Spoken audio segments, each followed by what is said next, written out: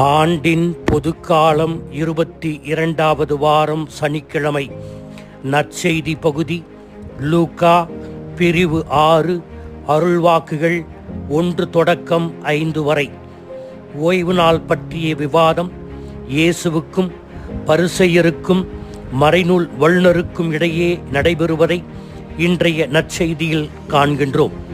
10 கட்டளைகளின் 3வது கட்டளை கடவுளின் ஓய்வு நாளை தூய்மையாக கடைபிடிக்க வேண்டும்.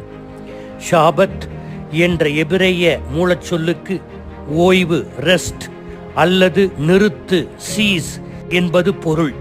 தொடக்க நூல் 2:2 கடவுள் தாம் செய்த வேலையை 7ஆம் நாளில் முடித்திருந்தார். அவர் தாம் செய்த வேலைகள் அனைத்தையும் நிறைவு பெற செய்து 7ஆம் நாளில் ஓய்ந்திருந்தார். 7ஆம் நாளுக்கு ஆசி வழங்கி அதை புனிதப்படுத்தினார். எனவே ஓய்வு நாள் என்பது கடவுளால் உருவாக்கப்பட்ட ஒரு தெய்வீக அமைப்பு என்று கூறலாம். விடுதலை பயணம் 20:8-11 கூறுவது போல ஓய்வு நாளை கடைபிடிக்கின்ற வழக்கம் கடவுளின் நினைவாக 10 கட்டளைகளில் ஒன்றாக மாறியது. எனவே கடவுளால் தோற்றுவிக்கப்பட்ட இந்த நாளை கவனத்தோடு கடைபிடிக்க யூதர்கள் இந்த நாளில் 39 வகையான வேலைகளை தடை செய்தனர். அவற்றில் ஒன்று உணவு தயாரிப்பது. கடவுளுடைய ஓய்வு நாளை பரிசுத்தமாய் கையாள வேண்டுமென்ற கட்டளைக்கு பின்னால் உள்ள முதன்மையான நோக்கம் என்ன? கடவுளுடைய படைப்பிலும் மீட்பு வரலாற்றிலும் உள்ள கடவுளின் நன்மை தனத்தை நினைத்து பார்த்து கொண்டாடுவதே ஓய்வு நாளின் நோக்கமாகும்.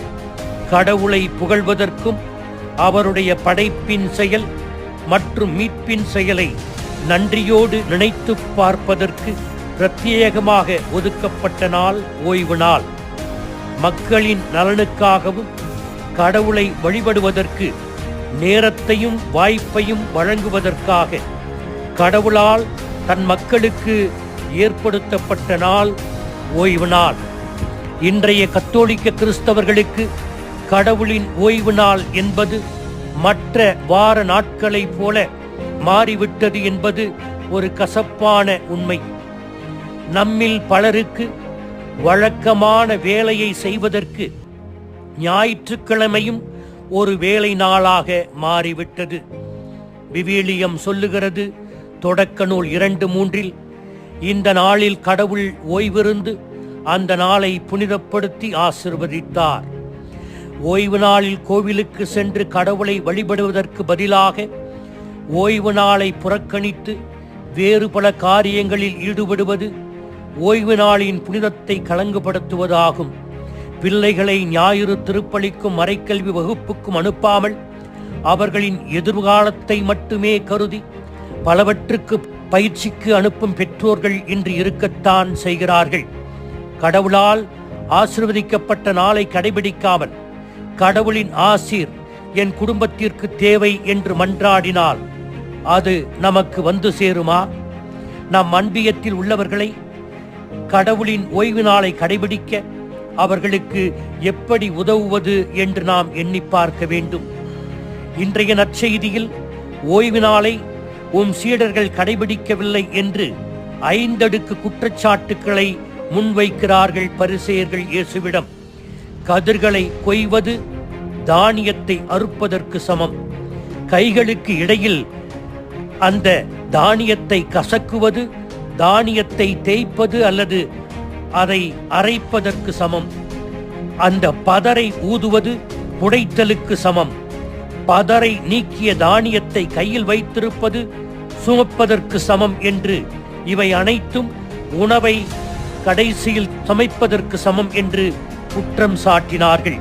எனவே ஓய்வு நாளை உம்முடைய சீடர்கள் மீறிவிட்டார்கள் என்ற குற்றச்சாட்டை முன்வைத்தார்கள். இயேசு பழைய ஏற்பாட்டில் தாவீது செயலை சுட்டிக்காட்டி அவர்களின் வாயை அடைத்தார். கோவிலில் வேலை செய்யும் குருக்கள் மட்டுமே உண்ணக்கூடிய புனித அப்பத்தை பசியெடுத்த நேரத்தில் தாவீதும் அவரோடு இருந்தவர்களும் உண்டார்கள். மனிதனின் அடிப்படை தேவை சட்டம் மற்றும் சடங்கு விதிமுறைகளை விட முன்னுரிமை பெறுகிறது என்பதை தாவீது அறிந்து வைத்திருந்ததாக இயேசு கூறுகிறார். சட்டத்திற்கும் சட்ட விதிமுறைகளுக்கும் கொடுக்கும் அங்கீகாரம் ஏன் இரக்கம், பிறரன்பு பண்புகளுக்கு கொடுப்பதில்லை என்பதை கேட்கிறார். அதோடு இன்றைய நற்செய்தியில் ஓய்வு நாளை எப்படி பேணுவது என்ற இன்னொரு குறிப்பும் மறைந்துள்ளது. நாம் கிராமங்களில் ஒரு 5-6 நண்பர்கள் அப்படியே நடைப்பயணம் சென்றால் அங்கே வழியோரத்தில் இருக்கின்ற மரங்களில் கனிகளை பறித்து உண்போம். லேசான மனதோடு நாம் அப்பொழுது அந்த நண்பர்கள் ஒன்றாக இருப்பார்கள்.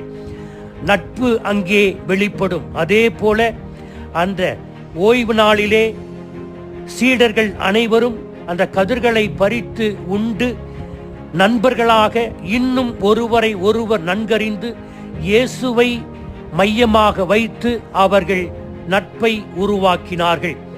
இதுதான் ஓய்வு நாள். கடவுளின் நாளை கடைபிடிக்க கோவிலுக்கு செல்வதும் அடுத்தவரோடு நல்ல உறவை கொள்வதும் தான் ஓய்வு நாளின் மிக முக்கியமான அம்சம். அதனை வாழ்ந்து காட்டுவோம். ஆமீன்.